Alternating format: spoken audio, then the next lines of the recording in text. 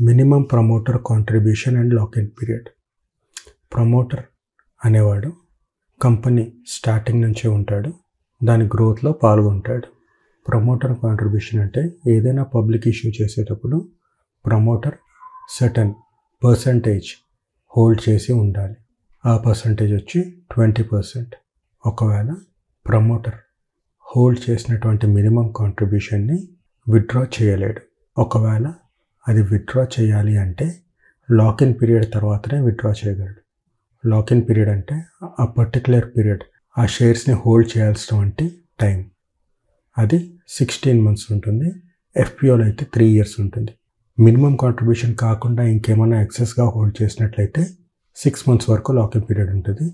Superior rights equity షేర్స్కి convert అయ్యేంత వరకు lock-in period ఉంటుంది.